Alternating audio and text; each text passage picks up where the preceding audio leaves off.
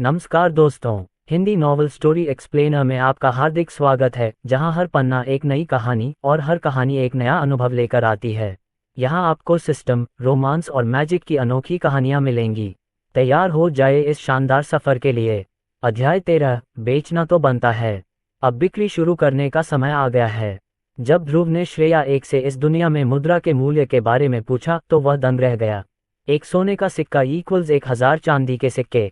एक चांदी का सिक्का इक्वल्स 1000 कांस्य सिक्के। संक्षेप में, एक सोने का सिक्का इक्वल्स 10 लाख कांस्य सिक्के। इसे परिप्रेक्ष्य में रखने के लिए दिया या रूमी जैसी नौकरानियां हर महीने सिर्फ एक सोने का सिक्का कमाती थीं और उसे भी एक शानदार वेतन माना जाता था।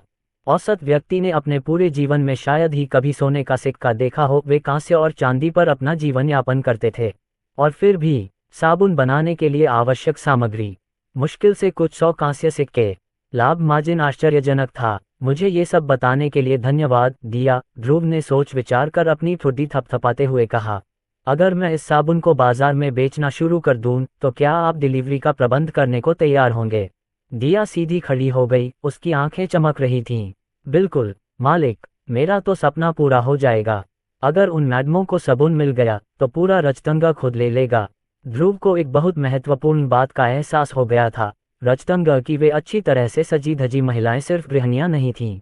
वे इस दुनिया के सोशल मीडिया प्रभावशाली व्यक्ति थे, बस उनके पास फोन नहीं था। जो वे पहनते थे उसकी नकल दूसरे करते थे। जो वे खरीदते थे उसकी मांग दूसरे करते थे। उनकी गपशप, यह मार्केटिंग का सोना था। ध्रुव ने कहा, कुछ अन्य नौकरानियों को भी ले लो। अधिक सामग्री खरीदें। इसके अलावा कुछ दुर्लभ तेल और विदेशी फूल लाने की कोशिश करें। हम प्रीमियम संस्करण भी बनाएंगे। हर किसी को फूलों की खुशबू पसंद नहीं होती।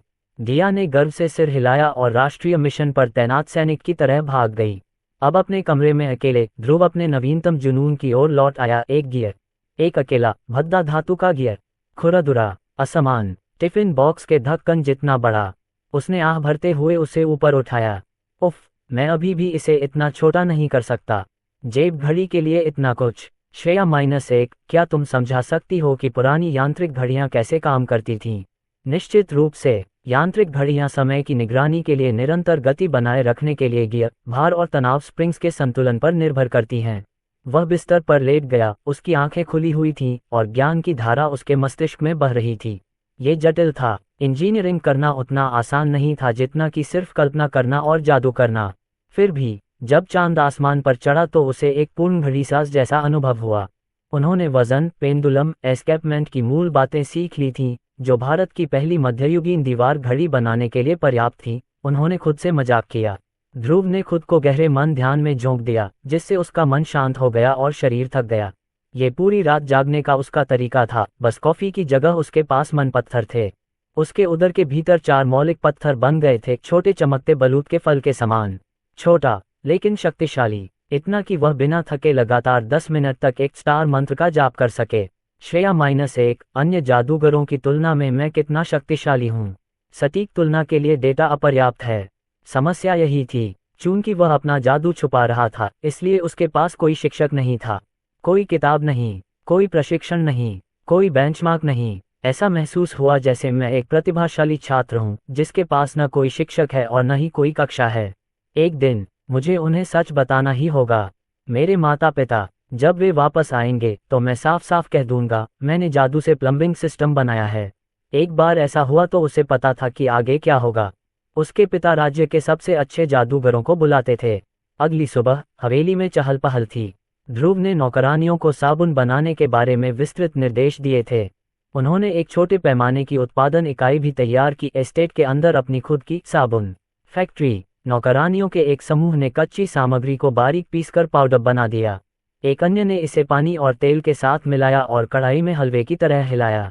एक अन्य समूह ने मिश्रण को मिट्टी के सांचों में डाला जो आयताकार सलाखों के आकार के थे, तथा उन्हें धूप में सुखाया गया। यह एक उत्पादन लाइन थी और महिलाएं आश्चर्यजनक रूप से कुशल थीं और प्रेरित।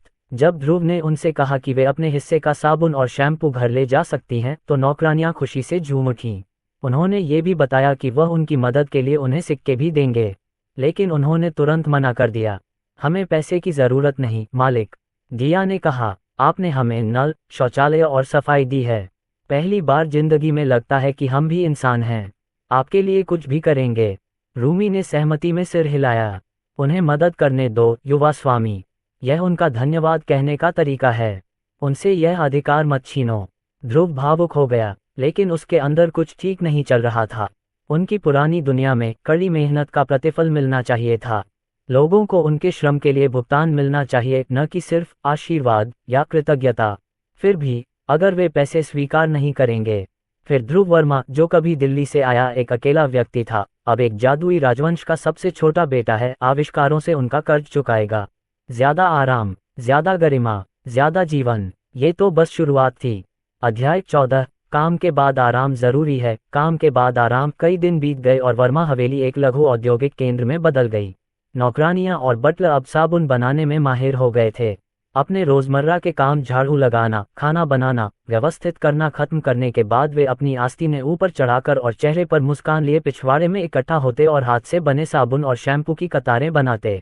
एस्टेट के अंदर ध्रुव एक बहुत ही अलग तरह की परियोजना में व्यस्त रहे। घड़ी, जो एक विचार के रूप में शुरू हुआ था, वह एक जुनून में बदल गया। और अब यह अंततः तैयार हो गया था। अनगिनत गियर विफलताओं, पुली दुर्घटनाओं तथा स्प्रिंग तनाव के कारण लगभग मानसिक रूप से टूट जाने के बाद ध्रुव ने एक कार्यशील लकड़ी की घड़ी बनाने में कामयाबी हासिल की, जो लगभग एक अलमारी जितनी ऊंची थी। इसका चेहरा बहुत ही साधारण था, हाथ से खींची गई संख्याओं वाला एक वृत्त, दो पतली धातु की छड़ें जो घंटे और मिनट को चिन्हित करती थीं। सुंदर तो नहीं, लेकिन व्यवहारिक। ध्रुव ने माथे से पसीना पोंछते हुए कहा, जब तक कोई अंदर झांकता नहीं तब तक ये ठीक ठाक लगता है। क्योंकि सच कहूं तो अंदर का दृश्य बहुत खराब था, किसी इलेक्ट्रीशियन के लिए दुष्स्वप्न जैसा या किसी बढ़ई द्वारा आइकिया फर्नीचर बनाने के पहले प्रयास जैसा। लेकिन फिर भी ये काम कर गया। वह एक तरफ हट गया और क्रैंक को घुमाने लगा। भार पुल्ली प्रणाली दबाव के कारण कराने लगी। डिंग, लीवर क्लिक हुआ। एक पल के बाद टिक टॉक एक स्थिर ले शुरू हुई, कोमल और सटीक। इसने काम किया। ध्रुव का चेहरा उस बच्चे की तरह चमक उठा जिसने पहली बार दिवाली की आतिशबाजी देखी हो। ये सिर्फ लकड़ी और धातु नहीं था, ये प्रगति थी। युवा स्वामी, वह चीज क्या है? ध्रुव पलटा और ठिठक गया। आधा स्टाफ उसके पीछे खड़ा था, बड़ी बड़ी आंखों और खुले मुंह से उसे घूर रहा था। गालों पर आटा लगाए नौकरानियां, झाड़ू पकड़े बटलर, यहाँ तक कि माली भी बाहर से आ गया था। उनकी जिज्ञासा मई के मध्य के सूरज से भी अधिक तीव्र थी। सब लोग मिलिए गादी से, वह मुस्कुराया। ये दिन को 12 भागों में विभाजित करता है। प्रत्येक भाग 1 घंटे का प्रतिनिधित्व करता है। भीड़ पलकें झपकाने लगी। किसी को एक शब्द भी समझ नहीं आया, इसलिए उसने पुनः प्रयास किया। जब ये सुई अगली पंक्ति में जाती है तो एक मोमबत्ती को पिघलने में उतना ही समय लगता है। अब उन्हें ये बात समझ में आ गई है। ओह, छोटे मलिक का एक और आविष्कार। वाह! हालांकि उन्हें अभी तक इसका महत्व पूरी तरह समझ में नहीं आया था, लेकिन ध्रुव को पता था कि यह जल्द ही बदल जाएगा, क्योंकि इसके साथ वह वास्तव में कुछ क्रांतिकारी पेश कर सकते थे। उन्होंने घोषणा की, अब से कोई भी व्यक्ति प्रतिदिन 8 घंटे से अधिक काम नहीं करेगा। भीड़ शांत हो गई। 8 घंटे, उनके मानकों के हिसाब से तो यह मुश्किल से आधा दिन था। वे उसे ऐसे घूर रहे थे जैसे अचानक उसके 2 सिर उग गए हों। मालिक, क्या आप हमें नौकरी से निकाल रहे हैं? एक नौकरानी कांपते हुए फुसफुसाए। ध्रुव स्तब्ध रह गया। फायरिंग? अरे नहीं, मैं कह रहा हूँ, जाओ आराम करो, जाओ मजे करो, तुम मशीन नहीं हो। ध्रुव जिस दुनिया से आया था वहाँ बर्नआउट वास्तविक था। अत्यधिक काम ने परिवारों, स्वास्थ्य और मन की शांति को नष्ट कर दिया था।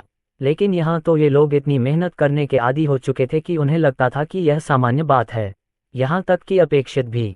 लेकिन ध्रुव उन जमींदारों और व्यापारियों की तरह नहीं बनना चाहता था जो कर्तव्य के नाम पर अपने कर्मचारियों का खून चूसते थे। अगर मैं तुम्हारी जगह होता, उसने धीरे से कहा, तो मैं भी सारा दिन काम नहीं करना चाहता।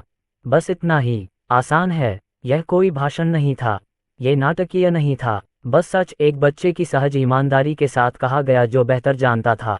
नौकरानियां और बटलर एक दूसरे को देखने लगे। आंखें भर आईं। थके हुए चेहरों पर मुस्कान फैल गई। कुछ लोग तो आंसू बहाते हुए भी हंसने लगे। मलिक, हम तो नसीब वाले हैं जो आप जैसे मलिक के घर काम कर रहे हैं। आप हमेशा ऐसा ही सोचते रहें, छोटे मालिक। इससे मुझे और भी अधिक मेहनत करने की इच्छा होती है। विडंबना यह है कि आराम के उनके आदेश ने उन्हें काम करने के लिए और अधिक दृढ़ बना दिया। चलो और भी साबुन बनाते हैं, हम उसे पूरे राज्य का सबसे अमीर युवा स्वामी बना देंगे। और इससे पहले कि ध्रुव उन्हें रोक पाता, वे दोगुने उत्साह के साथ अपने अपने स्थानों की ओर लौट गए। वे पूरी तरह से मुद्दे से भटक गए। उन्होंने उन्हें जाते हुए देखकर बुदबुदाया। शायद समस्या ज्यादा काम करने की नहीं थी। शायद उनके पास करने के लिए और कुछ नहीं था। कोई शौक नहीं, कोई खाली समय की खुशियां नहीं, कोई अपने लिए समय नहीं। यदि ध्रुव सचमुच उन्हें बेहतर जीवन देना चाहता था तो उसे और आगे जाना होगा। वह बिस्तर पर बैठा, उंगलियां थपथपाता हुआ, गहरी सोच में डूबा हुआ था। उसकी दुनिया में लोग दिन भर की कड़ी मेहनत के बाद क्या करते थे? इंस्टाग्राम पर स्क्रॉल करें, नेटफ्लिक्स देखें, क्लबिंग करें। यहाँ ऐसा कुछ भी संभव नहीं था। और फिर बिजली की चमक की तरह ये बात उस पर आ गिरी। वह उछलकर अपने पैरों पर खड़ा हो गया। हॉट स्प्रिंग्स, बेशक, हर एनीमे का मुख्य आकर्षण। एक सामुदायिक स्नानघर जहां लोग नहा सकते हैं, आराम कर सकते हैं और बस सांस ले सकते हैं। सरल, शांतिदायक, उत्तम। आराम का असली मजा तो गर्म पानी में है। और इसके साथ ही ध्रुव को अपना अगला प्रोजेक्ट मिल गया। अध्याय 15 हॉट स्प्रिंग्स पूरा हुआ। अगले दिन ध्रुव ने अपने हॉट स्प्रिंग्स के विचार पर काम करना शुरू कर दिया।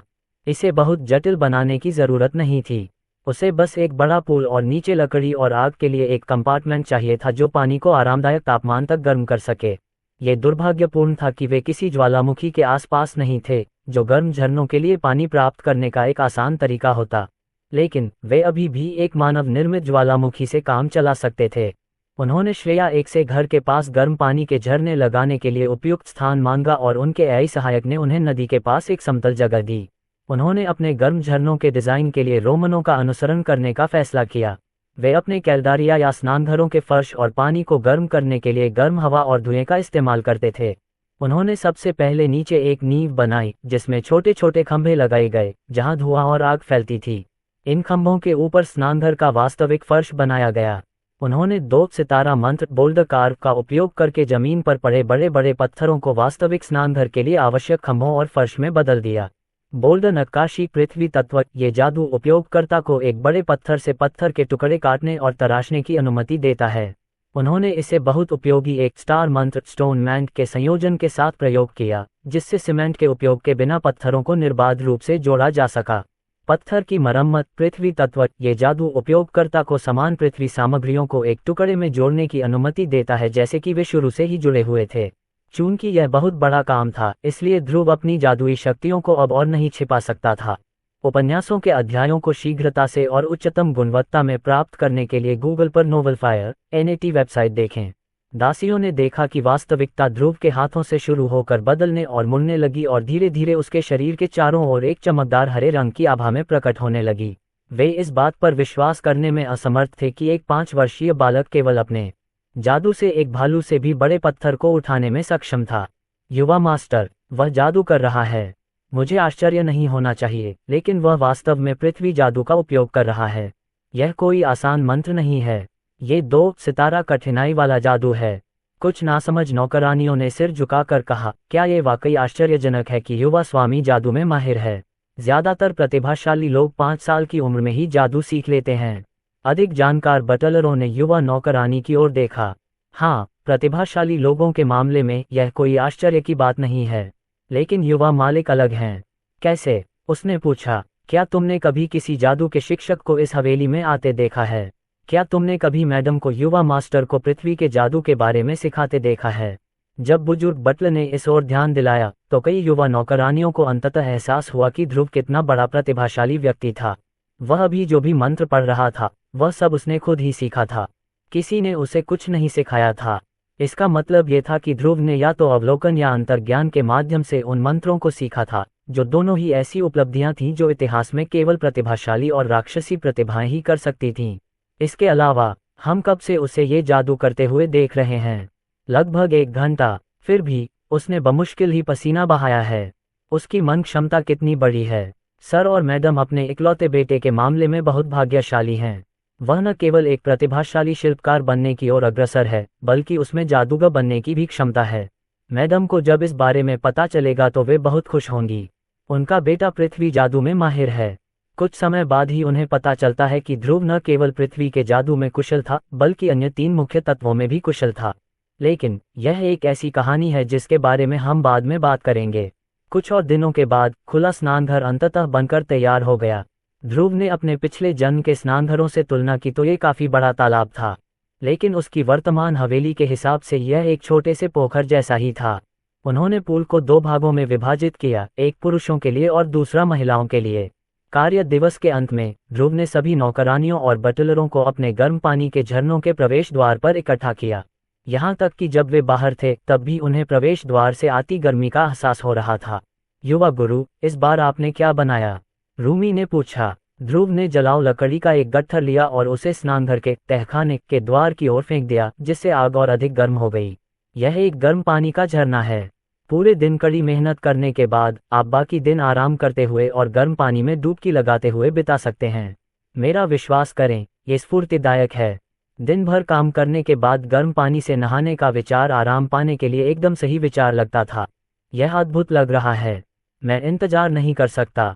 इस बार तो आपने सचमुच ही कमाल कर दिया, युवा मास्टर। मेरा चेहरा तो केवल भाप से ही जवान हो रहा है। सभी लोग उत्सुकता और उत्साह से भरे चेहरे के साथ स्नानघर में चले गए। ध्रुव ने बटलरों को दाईं ओर जाने का निर्देश दिया, जबकि नौकरानियों को बाईं ओर ले जाया गया। तुम यहीं अपने कपड़े उतार दो और फिर एक तौलिया लेकर नहा लो। एक बार जब उसने उन्हें बताया कि क्या करना है, तो नौकरानियां और बटलर तुरंत गर्म झरनों की ओर दौड़ पड़े। और जैसे ही ध्रुव पुरुष स्नानघर में जाने वाला था, कुछ दासियों ने उसे वापस खींच लिया। युवा स्वामी, आप कहाँ जा रहे हैं? ओह, नहाने जा रहे हो? युवा नौकरानी ने अपना सिर हिलाया। उन हटे कट्टे आदमियों के साथ? नहीं युवा स्वामी, आप हमारे साथ चलेंगे। ध्रुव ने मुस्कुराती हुई युवा दासियों को देखा और महसूस किया कि उसके गाल लाल हो गए हैं। वह भूल गया, वह 5 साल का था, जिसका मतलब था कि लोग उसे एक अनमोल मासूम बच्चे से ज्यादा कुछ नहीं समझते थे। हमारे साथ स्नान करो, हम तुम्हारी पीठ धो देंगे। ध्रुव पीछे हटने लगा। ओह नहीं धन्यवाद। ज्यादातर नौकरानियां जवान थीं और उनकी उम्र सिर्फ 20 साल थी। जब वह अपनी पिछली दुनिया में मरा था तब उसकी उम्र की तुलना में वे ही बच्चे माने जा सकते थे। ओह प्लीज युवा मालिक, जब आप छोटे बच्चे थे तब भी हमने आपको नहलाया था। शर्माओ मत। अज्ञानी नौकरानियों के समूह ने ध्रुव को महिलाओं के स्नानगृह में खींच लिया। ये ठीक है न? मैं सिर्फ 5 साल की हूँ। मैं बस नहीं देखूंगी तो ये ठीक है न श्रेया? 1 अध्याय 16 पुनर्जन्म। साबुन और शैम्पू। गर्म पानी के झरनों में उत्साहपूर्ण खिलखिलाहट और छप छप की आवाजें गूंज रही थीं। ऐसा लग रहा था कि नौकरानियां आराम करते हुए और तरोताज़ा करने वाले गर्म पानी में मस्ती करते हुए बहुत मजा कर रही थीं। ध्रुव को तो पता ही नहीं था। वह पूल के किनारे खड़ा रहा, अपनी आंखों को हाथों से ढंके हुए। युवा स्वामी, हमारे साथ आइए, उन्होंने चिढ़ाते हुए कहा। लेकिन प्यारे से युवा मास्टर ने बस अपना सिर हिला दिया। उनके नजरिए से वह एक शर्मिंदा बच्चा लग रहा था। युवा मास्टर बहुत प्यारा है। ध्रुव ने अपनी सारी इच्छाशक्ति लगाकर अपनी मर्दाना इच्छाओं को दबाना चाहा, लेकिन नौकरानियां उसे ऐसा करने से रोक रही थीं। मेरी त्वचा अब बहुत चिकनी है। देखो, मुझे छुओ। क्या? मुझे वहां मत छुओ। हे, मुझे कभी नहीं पता था कि तुम इतने बड़े। चुप रहो, तुम बात करने वालों में से हो। मुझे यकीन नहीं होता कि तुम इतनी बड़ी पीठ के साथ बैठ सकते हो। कुछ घंटों बाद सभी लोग अपने शरीर पर एक लबादा पहने हुए गर्म पानी के झरनों से बाहर आ गए।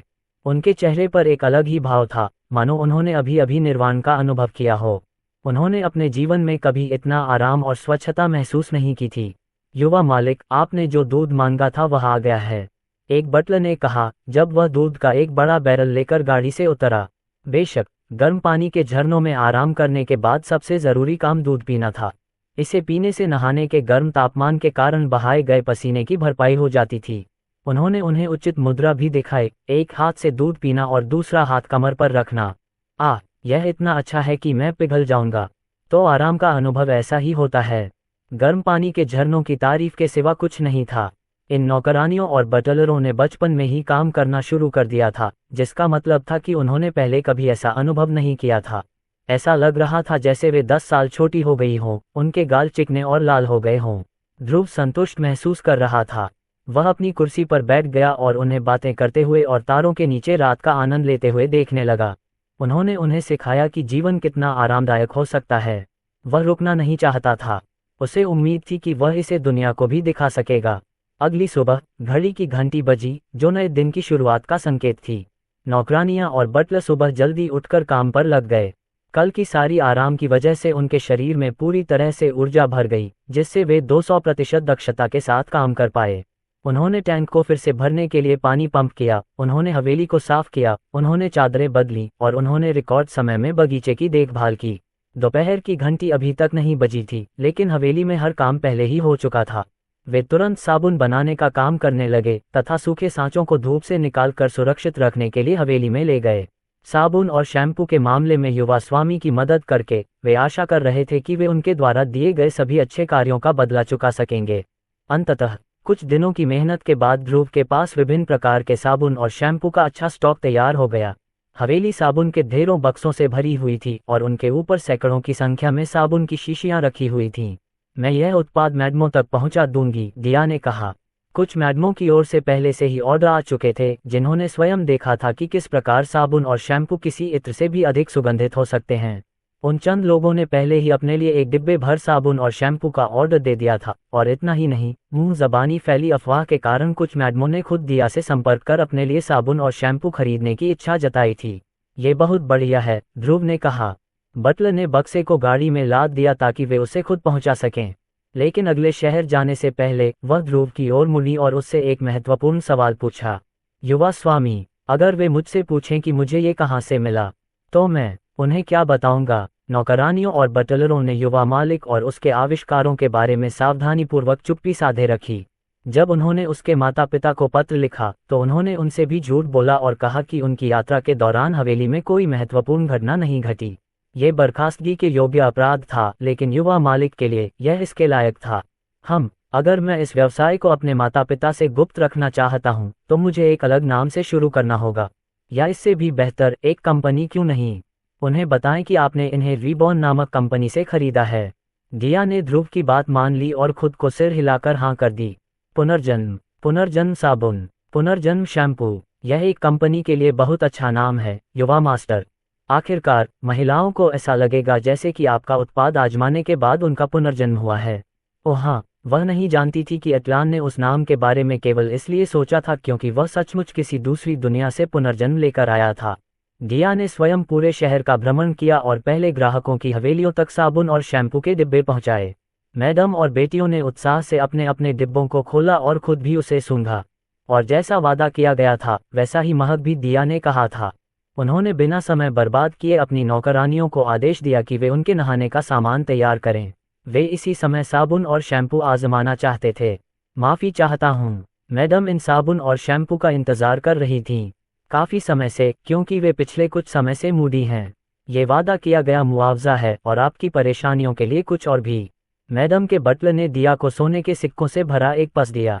वजन से ही उसे पता चल गया कि यह उसकी उम्मीद से कहीं ज्यादा है, और जब वह जाने ही वाली थी तो बटलर ने उसे गाड़ी रोकने का इशारा किया। अगर हमें ये सामान और मिल जाए तो क्या हम उन्हें पहुंचाने के लिए आप पर भरोसा कर सकते हैं?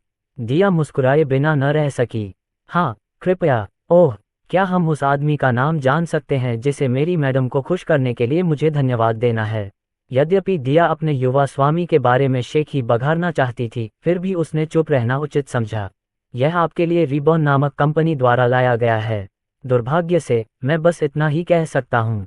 पुनर्जन्म, बहुत अच्छा। दिया ने रात के लिए अपनी डिलीवरी पूरी कर ली और उनके ग्राहकों की प्रतिक्रिया पहली मैडम की तरह ही उत्साहपूर्ण थी। एक दिन बाद उनके पतियों को तुरंत अंतर महसूस हुआ और केवल उनकी खुशबू से ही मैडमों का बहुत प्यार और ध्यान मिलने लगा।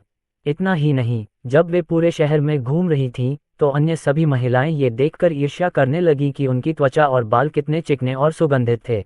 बेशक, जैसे ही उन मैडमों ने शेखी बघारना शुरू किया, किंग्सब्रिज के अमीर लोगों के दिमाग में रीबॉर्न साबुन और रीबॉर्न शैम्पू का नाम बाजार में अवश्य खरीदे जाने वाले प्रमुख साबुन और शैम्पू ब्रांड के रूप में अंकित हो गया। अध्याय 17:17 स्वर्ण। चूंकि साबुन और शैम्पू के एक जोड़े की कीमत एक स्वर्ण मुद्रा थी और उन वस्तुओं के जोड़े को बनाने के लिए सभी सामग्रियों की लागत केवल 500 कांस्य सिक्कों के आसपास थी, इसलिए उनमें से एक जोड़ी को बेचने से उसे लगभग 999 500 कांस्य सिक्के प्राप्त हुए। ये सोचना भी पागलपन था।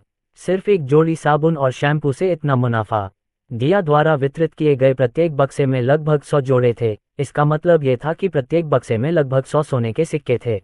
कुल मिलाकर ध्रुव अब अपने शयन कक्ष में चारों ओर फैले 1000 स्वर्ण सिक्कों को देख रहा था। अरे श्रेया, यदि आप इन सभी सोने के सिक्कों को अमेरिकी डॉलर में बदल दें तो इसकी कीमत कितनी होगी? आपके पास मौजूद सोने के सिक्कों का मूल्य प्रत्येक सिक्के की शुद्धता और स्थिति में अंतर के कारण बहुत भिन्न होता है। चूंकि आपके पास 1000 सोने के सिक्के हैं जिनमें से प्रत्येक की शुद्धता अलग अलग है, इसलिए आपके पास मौजूद धन की कीमत लगभग 10,000 अमेरिकी डॉलर है। ध्रुव ने गहरी सांस ली। तीसरी दुनिया के देशों में इस तरह के पैसे को बहुत अमीर माना जाता था, और चूंकि कल बेचे गए साबुन और शैम्पू को बनाने में लगभग 1 सप्ताह का समय लगा, इसका मतलब ये हुआ कि ध्रुव हर महीने लगभग 40,000 अमेरिकी डॉलर के सोने के सिक्के कमा सकता है, और अगर वह ऐसा 1 साल तक करता है तो उसे लगभग $500,000 की कमाई होगी। अपनी पिछली दुनिया में $10,000 का मासिक वेतन अपेक्षाकृत आराम से रहने के लिए पर्याप्त होता, लेकिन अगर वह $40,000 प्रति माह कमाता तो वह अमेरिका जैसे प्रथम विश्व देशों के शीर्ष 1% लोगों के कुलीन वर्ग में शामिल हो जाता। इतना कमाना धोखा देने जैसा लगता था। सारा काम नौकरानियां और बटलर कर रहे थे, जबकि वह बिना कुछ किए हवेली में ही रहता था। मुझे लगता है कि मैं इस पैसे को अभी के लिए जमा कर लूंगा। ध्रुव के पास अभी पैसे की कमी नहीं थी। अगर वह कुछ ऐसा खरीदना चाहता था जिसके बारे में वह नहीं चाहता था कि उसके माता पिता को पता चले, तो उसे भरोसा था कि वह खुद ही वह चीज़ खरीद सकता है। कुछ दिन और बीते और कैस्टेला अपने चेहरे पर सबसे बड़ी मुस्कान लेकर ध्रुव के दरवाजे पर दौड़ती हुई आई। युवा स्वामी, युवा स्वामी। ध्रुव ने दरवाज़ा खोला और आंखें मलते हुए बोला। अभी तक घड़ी की घंटी भी नहीं बजी थी, लेकिन दिया को देखकर ऐसा लग रहा था कि वह कई घंटों से जागी हुई है। यह क्या है? साबुन और शैम्पू बहुत लोकप्रिय हो रहे हैं, युवा स्वामी। शहर की अन्य नौकरानियों से मैंने जो भी गपशप सुनी है, वह सब रीबॉर्न साबुन और शैम्पू के बारे में है। यह अच्छी बात है, ध्रुव ने जम्हाई लेते हुए और अपना शरीर तानते हुए कहा। ऐसा शायद इसलिए था क्योंकि वह दुनिया के सबसे अमीर परिवार में पैदा हुआ था, लेकिन ध्रुव ज्यादा पैसे कमाने की संभावना को लेकर ज्यादा उत्साहित नहीं था। 1000 सोने के सिक्के उसके लिए काफी थे। आखिरकार जो चीजें वह खरीदना चाहता था उनका आविष्कार अभी तक नहीं हुआ था, उसे ही उन्हें बनाना था, इसलिए वह इस दुनिया के बाजारों से कुछ भी खरीदना नहीं चाहता था। रुको, मैं क्यों सोच रहा हूँ कि ये दुनिया सिर्फ एक मध्ययुगीन दुनिया है। मैं पूरी तरह से भूल गया। ये भी एक जादू की दुनिया है। मुझे कुछ चाहिए। क्या तुम इसे मेरे लिए गुप्त रूप से खरीद सकती हो?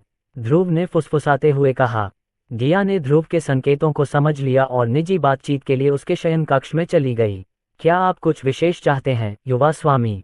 ध्रुव ने सिर हिलाया। सबसे पहले, मैं तुम पर भरोसा कर सकता हूँ, है न? दिया ने सिर हिलाया और पहले उसकी छाती पर धक्का मारा। बेशक, युवा स्वामी, उसने कहा, थोड़ा सा नाराज होकर कि उसे नहीं लगता था कि वह इस समय उसके प्रति पूरी तरह से वफादार थी। उसने अपना गला साफ किया और अपनी उंगली की नोक से आग को बुलाया। यह उन सबसे पहले मंत्रों में से एक था जो उसने एक स्टार एम्बत सीखा था। उन्होंने कहा, मैं जादू का प्रयोग कर सकता हूँ। अग्नि, युवा स्वामी, आप अग्नि तत्व में भी निपुण हैं। कास्टेला को इस बात पर आश्चर्य नहीं हुआ कि ध्रुव जादू कर सकता है। उसे आश्चर्य हुआ कि वह पृथ्वी तत्व के अलावा कोई और जादू कर सकता है। क्या इसमें कुछ गड़बड़ है? उसने पूरी तरह से अनजान बनते हुए पूछा। युवा गुरु, दोहरे तत्वों पर महारत हासिल करना बहुत दुर्लभ माना जाता है। ध्रुव ने दिया की तरफ देखा, ये जानने की कोशिश करते हुए कि क्या वह गंभीर है। उसे लगा कि यह कोई खास बात नहीं है। आखिरकार, अग्नि मंत्र ही एकमात्र ऐसी चीज नहीं थी जिसका वह इस्तेमाल कर सकता था। उसने अपना हाथ उठाया और अपनी उंगली के सिरे पर आग, दूसरे पर एक छोटा सा पत्थर और तीसरे पर पानी की एक बूंद को बुलाया। फिर हवा के एक झोंके ने तीनों तत्वों को उसके हाथ के चारों ओर लगातार घुमाया, इतनी महारत के साथ कि वह उन्हें अपनी उंगलियों के चारों ओर बुन सके। ये देखकर दिया लगभग पीछे की ओर गिर पड़ी। चार तत्व, ये तो असंभव है, युवा गुरु।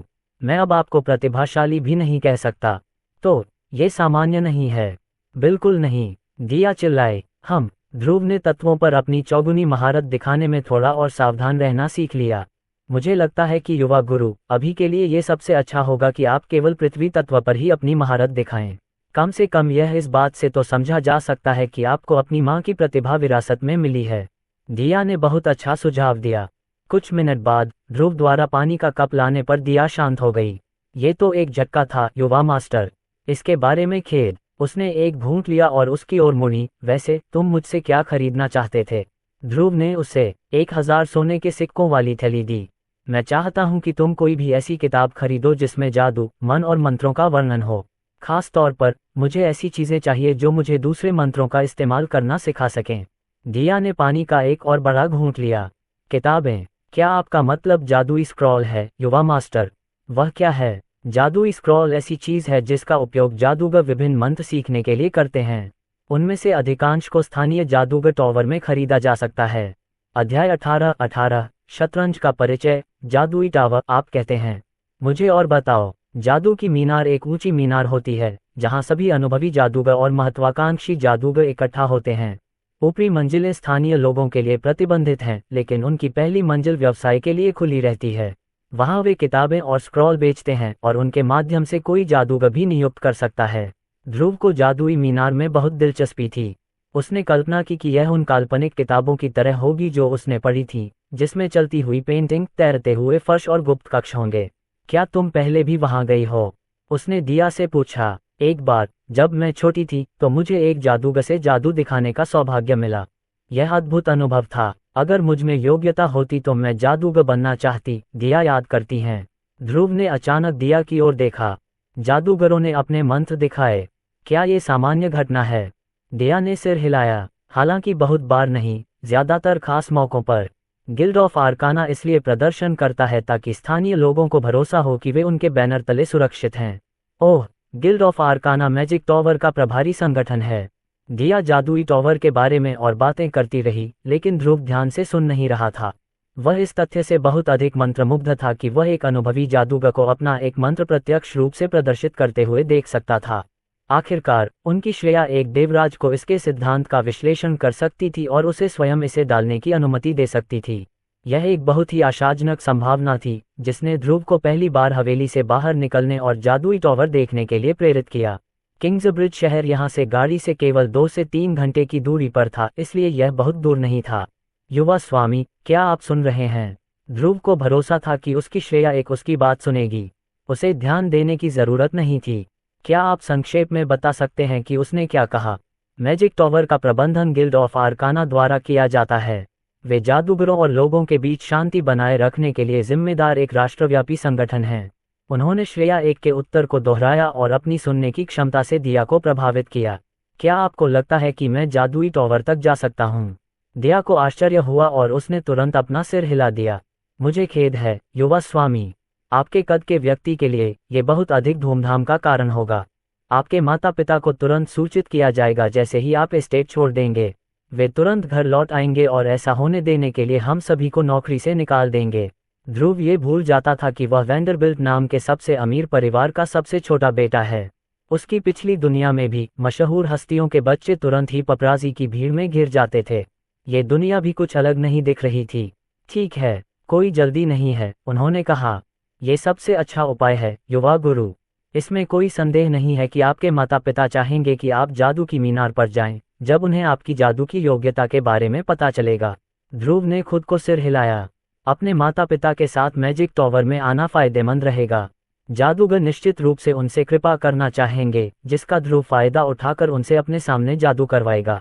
वे इसे एक बच्चे की जिज्ञासा के अलावा कुछ नहीं मानते, लेकिन ध्रुव चुपके से उनके मंत्र सीख लेता। एक और दिन बीत गया और ध्रुव बोर होने लगा। जब से दिया ने उसे मैजिक टॉवर के बारे में बताया था, तब से वह उससे अपना ध्यान हटा नहीं पा रहा था। मेरा दिमाग बहुत सक्रिय है। क्या मैं खुद को मानसिक रूप से सक्रिय रखने के लिए कुछ कर सकता हूँ? तभी ध्रुव को कुछ याद आया। पिछले जन्म में मरने से पहले वह अपने कंप्यूटर पर एक ऑनलाइन गेम खेलने का आदी था। ये खेल उस समय काफी लोकप्रिय हो गया था, हालांकि इसका अस्तित्व आधुनिक युग से 1000 वर्ष पहले से था। यह कोई रोल प्लेइंग गेम नहीं था, यह कोई मल्टीप्लेयर गेम नहीं था, यह उससे कहीं अधिक सरल था। ये ऑनलाइन शतरंज था। चूंकि वह हर दिन अपने घर के अंदर ही रहता था, इसलिए वह शतरंज का बोर्ड गेम नहीं खेल सकता था। लेकिन अब उसके पास मौका था। ध्रुव ने बिना समय बर्बाद किए बिस्तर से उठकर बर्तन धो रही नौकरानियों के पास से भागकर उनका अभिवादन किया। फिर वह जंगल में चला गया और एक मोटे तने वाला बड़ा पेड़ ढूंढने लगा। एक स्टार मंत्र स्प्लिंटर वुड का उपयोग करते हुए उसने एक एक टुकड़ा करके पेड़ को काट दिया। थोड़ी देर बाद उसने गिरे हुए पेड़ को देखा और एक 8x8 आकार के ग्रिड की कल्पना की, जो शतरंज बोर्ड के लिए बिल्कुल उपयुक्त था। कुछ घंटों बाद ध्रुव एक छोटे से थैले में एक पतला आयताकार बोर्ड और कुछ लकड़ी की मूर्तियां लेकर जंगल से बाहर आया। घड़ी की घंटी पहले ही बज चुकी थी, जिसका अर्थ था कि सभी का काम पूरा हो चुका था और अब आराम का समय था। ज्यादातर नौकरानियां तुरंत गर्म पानी के झरनों में चली गईं, लेकिन कुछ बटलर हर रोज गर्म पानी में नहाने से बहुत थक गए। वे अपना आराम सिर्फ अपनी कुर्सियों पर आराम करने में ही बिताते थे। धप जैसे ही ध्रुव ने शतरंज की बिसात मेज पर पटकी, बटलर चौंक कर जाग गए। युवा स्वामी, आप यहाँ हैं, उन्होंने उनका स्वागत किया। ध्रुव बोर्ड के सामने बैठा था और चेहरे पर शरारती मुस्कान के साथ बटलरों की ओर देख रहा था। चलो एक खेल खेलते हैं, ध्रुव ने अजीब सी आवाज में कहा जब उसने शतरंज के मोहरों को बोर्ड पर व्यवस्थित किया। वह क्या है? सबने एक साथ पूछा। ये शतरंज है, प्रतिष्ठित सज्जनों के लिए एक बौद्धिक खेल। यदि आप में से कोई भी मुझे हरा सकता है तो मैं आपको 100 स्वर्ण सिक्के दूंगा। मेज पर सिक्कों से भरा एक थैला रखे जाने की मधुर ध्वनि सुनकर बटलर चौंक गए। क्या यह असली है, युवा मास्टर? बटलरों में से एक ने पूछा। केवल तभी जब तुम मुझे हरा दोगे, बेशक। सफेद बाल और मूंछों वाले अनुभवी बटलर ने युवा बटलरों को धक्का देकर दूर कर दिया और युवा मालिक का सामना किया। हो, मैं कुछ और नहीं बल्कि एक बुद्धिजीवी और प्रतिष्ठित सज्जन हूँ, युवा मास्टर। ध्रुव मुस्कुराया। मुझे पता था कि तुम्हें ये दिलचस्प लगेगा, सेबेस्टियन। बढ़िया, इस खेल को शतरंज कहते हैं और ये हैं इसके नियम।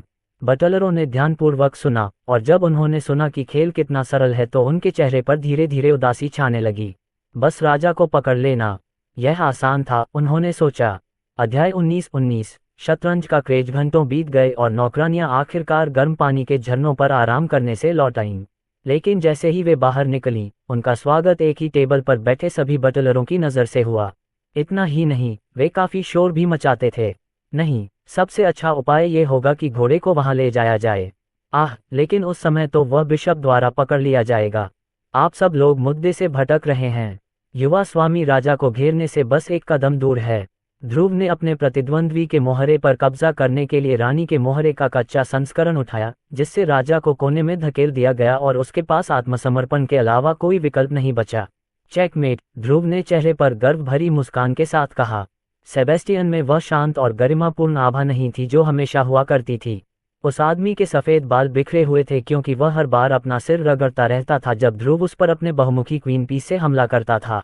यहाँ तक कि उसकी खास मूंछें भी ऐसी लग रही थीं जैसे उनका सारा मोम निकल गया हो और वे गर्दन तक लटक गई हों। मैं आत्मसमर्पण करता हूँ, युवा स्वामी। बाकी बटलरों ने युवा मास्टर की शानदार जीत पर तालियां बजाईं। सेबेस्टियन को 20 गेमों में पूरी तरह से हरा दिया गया, जिससे यह विचार दूर हो गया कि यह शतरंज का खेल उतना आसान था जितना वे सोच रहे थे। यद्यपि बटलर के रूप में अपने प्रशिक्षण के कारण वे सभी अपनी बुद्धिमत्ता पर गर्व करते थे, फिर भी वे युवा मालिक की तुलना में कुछ भी नहीं थे।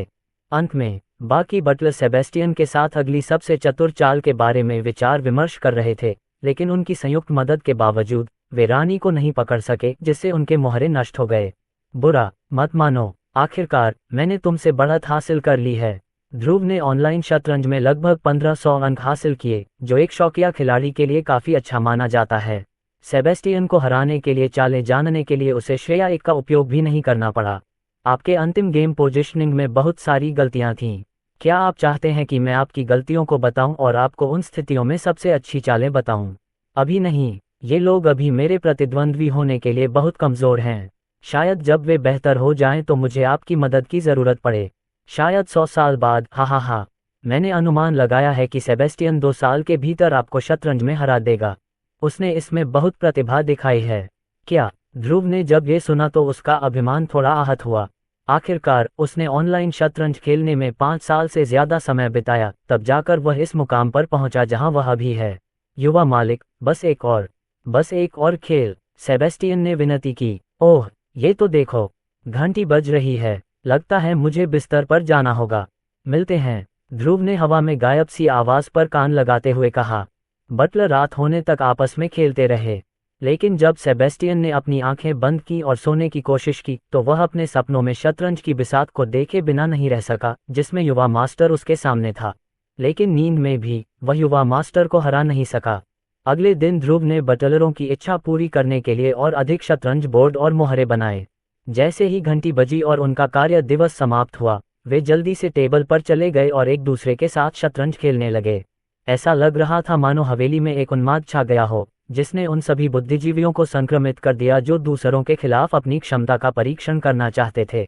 सेबेस्टियन ने स्वयं को अन्यों से बेहतर साबित कर दिया, क्योंकि अब वह अन्य सभी बटलरों के विरुद्ध अपराजित था।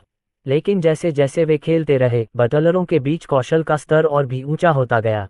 उनके बीच अच्छे तालमेल ने उन्हें एक दूसरे से सीखने का मौका दिया, जिसमें विजेता हारने वाले को बेहतर बनने के तरीके सिखाता था। ऐसा नहीं था कि सिर्फ वे ही इस खेल की दीवानी हो गईं, बल्कि कुछ नौकरानियां भी इस खेल से परिचित हो गईं। दिया भी ऐसी ही एक लड़की थी और उसे जल्द ही इस खेल से और चालों की जटिलता से प्यार हो गया।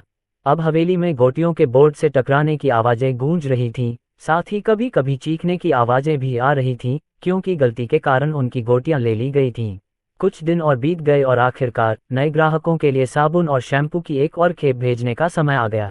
अमीर महिलाओं और उनकी बेटियों ने अपने दोस्तों को अपनी नई खुशबू दिखाई तो तुरंत ही उनमें भी अपने लिए एक खरीदने की तीव्र इच्छा जागी। लेकिन चून की रिबॉन साबुन और शैम्पू अभी तक बाजार में उपलब्ध नहीं था, इसलिए यह पत्नियों और मैडमों के समुदाय में एक तरह की स्थानीय किंवदंती बन गया।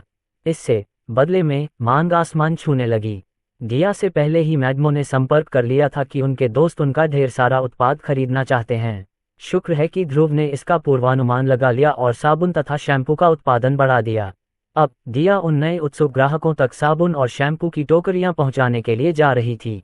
ओह माय, मैं तो यहाँ से इसकी खुशबू भी सूंघ सकती हूँ, एक अमीर महिला ने कहा जब दिया टोकरा खींचकर उसके दरवाजे तक ले आए। बेशक, दिया ने मुस्कुराते हुए जवाब दिया। यही कारण है कि रिबॉन साबुन और शैम्पू इस समय इतने लोकप्रिय हैं। खैर, मैं अपने आप को बहुत भाग्यशाली मानता हूं कि मैं उन कुछ लोगों में से एक हूं जो यह वस्तु खरीद सकते हैं। दिया मुस्कुराए। क्या आप चाय के लिए अंदर चलना चाहेंगे? मैडम ने पूछा। स्पष्ट रूप से वह दिया को खुश करने की कोशिश कर रही थीं। ओह, मैं कोई दबाव नहीं डालना चाहता मैडम, कृपया, यह कोई बड़ी बात नहीं है और अभी भी हमें बहुत सी बातें करनी हैं। मेरे कुछ दोस्त भी अपने लिए एक बॉक्स खरीदना चाहते हैं, शायद आप उनकी मदद कर सकें। दिया ने सोने की खुशबू सूंघते हुए आखिरकार सहमति जताई और मैडम के साथ चाय पीने चली गई। वे दोनों बगीचे के पास कैमोमाइल का रस पी रहे थे और बिस्कुट खा रहे थे। ओह, एक अतिथि, शायद यह आज की सबसे दिलचस्प बात है, एक अच्छे कपड़े पहने हुए आदमी ने अपनी कुर्सी पर आराम से बैठे हुए कहा। कृपया मेरे पति को माफ कर दीजिए, वह इन दिनों बहुत बोर हो रहे हैं, मैडम ने कहा। लेकिन तभी दिया को एक विचार सूझा। उसने मैडम के पति की तरफ देखा और कहा, बोर हो गए सर? शायद मैं आपको शतरंज नामक एक छोटे से खेल में दिलचस्पी दिला सकूं। अध्याय 20-20 प्रतिष्ठित सज्जनों, और यह शह और मात होगी सर, दिया ने कहा जब उसने अपने बिशप से उस आदमी के राजा को कोने में धकेल दिया। वह व्यक्ति खेल हारने पर क्रोधित होने के बजाय अत्यधिक उत्साहित हो गया। ये बहुत रोमांचक है। चालों में इतनी संभावनाएं हैं कि मैं 5 चालों के आगे की चालों के बारे में सोचने से खुद को रोक नहीं पा रहा हूँ। दिया हंस पड़ी। जब उसने पहली बार शतरंज के बारे में सीखा था तब वह भी उसके जैसी ही थी। ये शतरंज का खेल है। क्या मैं अपने लिए भी एक खरीद सकता हूँ? मुझे अपने दोस्तों को इसके बारे में बताना ही होगा। उन्हें बहुत मजा आएगा। ये घटनाओं का एक अप्रत्याशित मोड़ था। वह केवल अपना शतरंज बोर्ड लेकर आई थी क्योंकि जब भी वे गाड़ी से यात्रा करते थे तो वह ऊब जाती थी।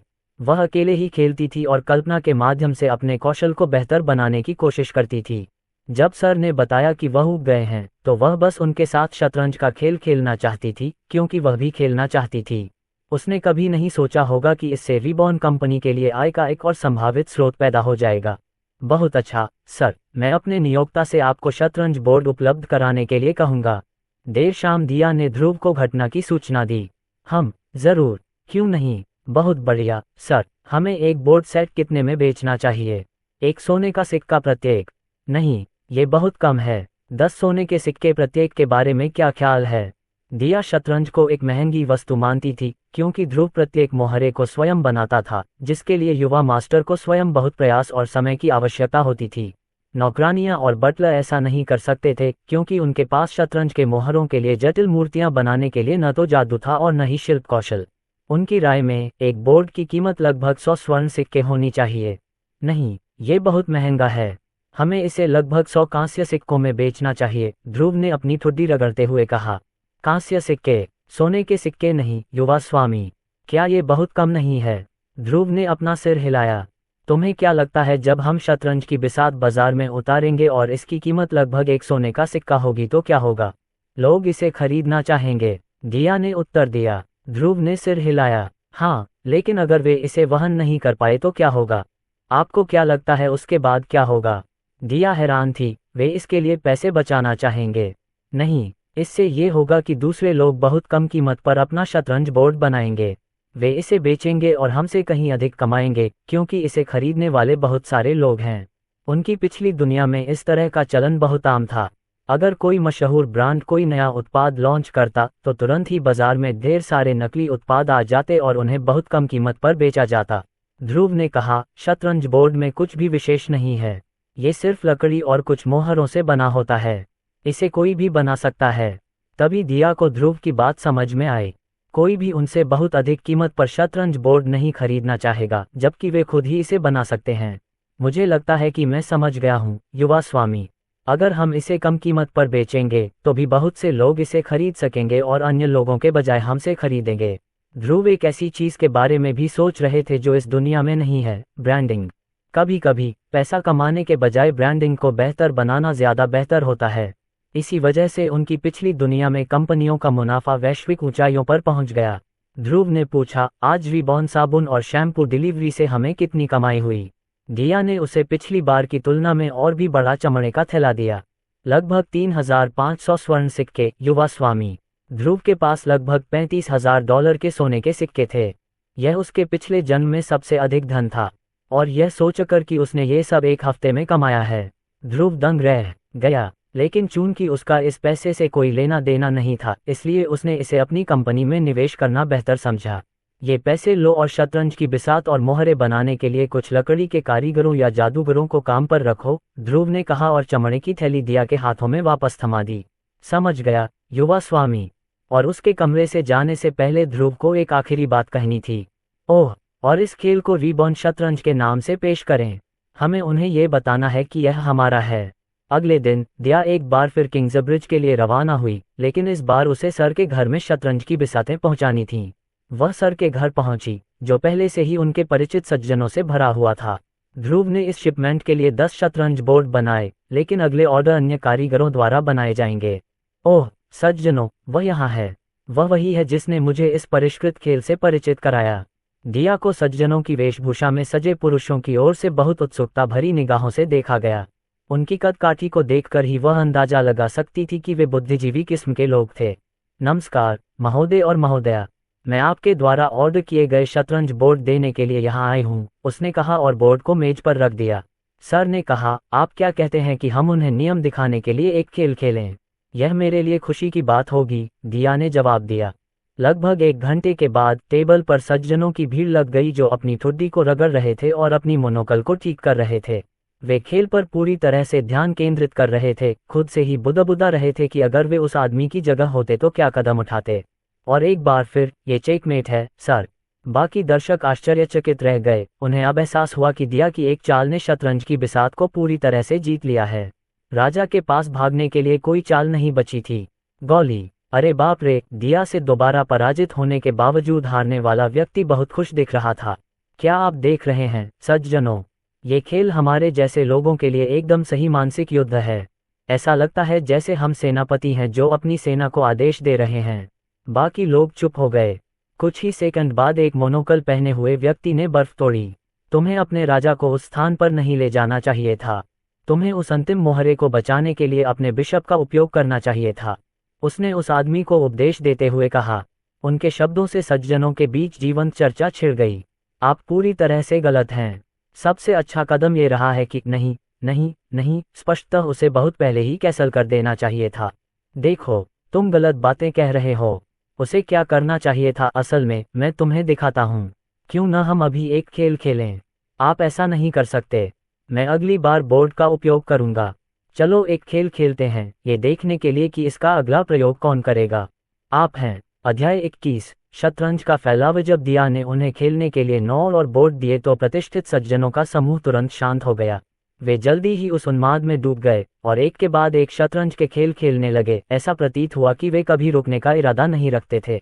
जब उनमें से कोई हार जाता तो दूसरा व्यक्ति डींग मारता और हारने वाले का उपहास करता, जिससे हारने वाला व्यक्ति अंततः जीतने के लिए शतरंज के बारे में और अधिक सीखने की कोशिश में और अधिक डूब जाता। और जब अंततः वे जीत गए तो उन्हें जो उल्लास महसूस हुआ वह उन्हें खेल का आदी बनाने और एक बार फिर उस भावना को पुनः प्राप्त करने के लिए पर्याप्त था। जो हार गया वह भी बेहतर बनना चाहेगा ताकि वह फिर कभी न हारे। यह एक दुष्चक्र था और इसका लाभ रिबॉन कंपनी को ही हुआ। उनमें से एक आदमी दिया के पास आया। उसने देखा कि वह अकेला आदमी था जिसने दूसरों की तरह सज्जनों वाला सूट नहीं पहना था। उसने एक गहरे रंग का लबादा पहना था जिस पर उसकी छाती पर जटिल रून सिले हुए थे।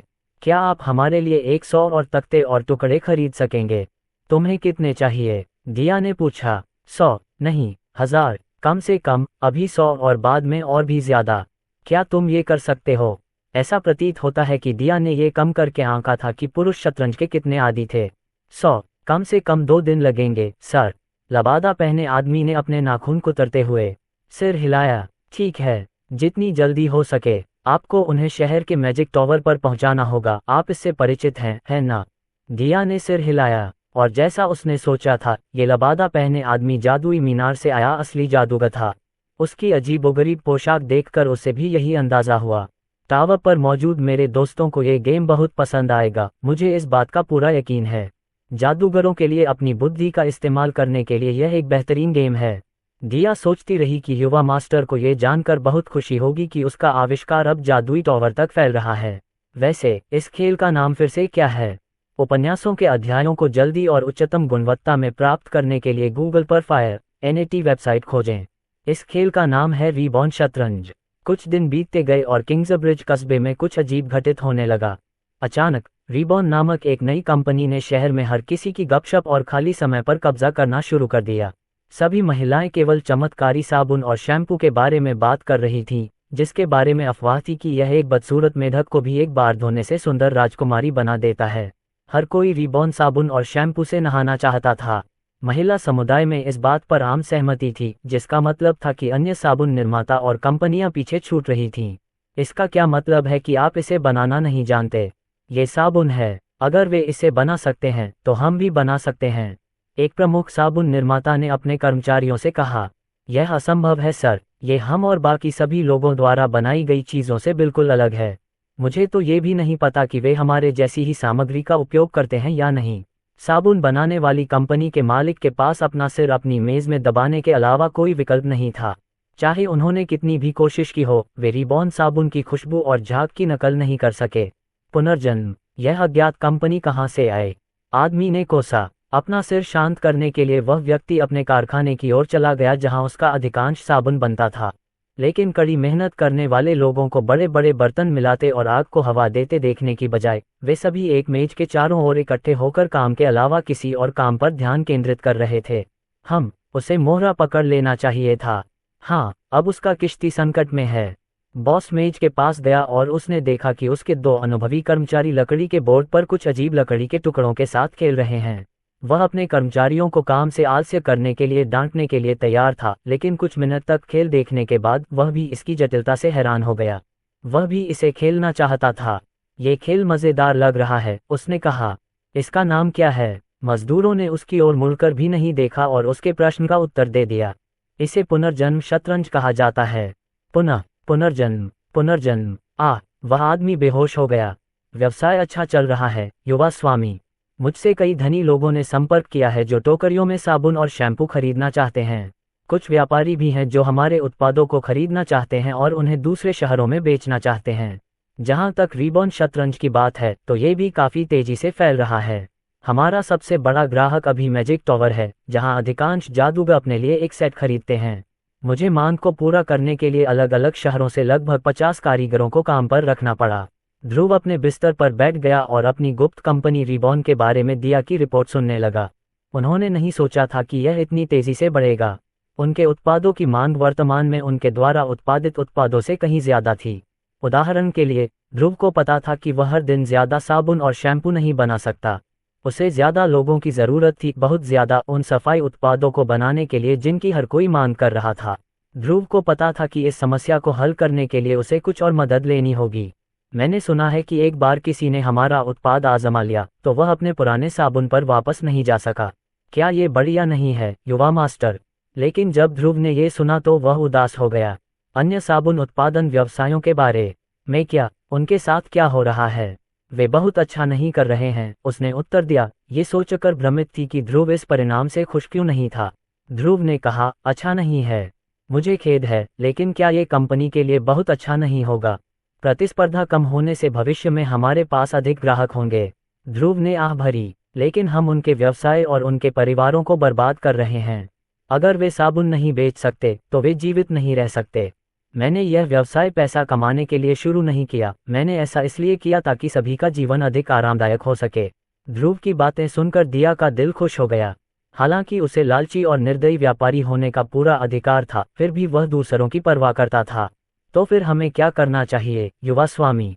यह आसान है, हम उन्हें खरीद लेते हैं। स्थानीय साबुन व्यवसाय को दिवालिया बनाने के बजाय ध्रुव उन्हें अपनी कंपनी में शामिल करना चाहता था। ये सभी के लिए जीत वाली स्थिति थी।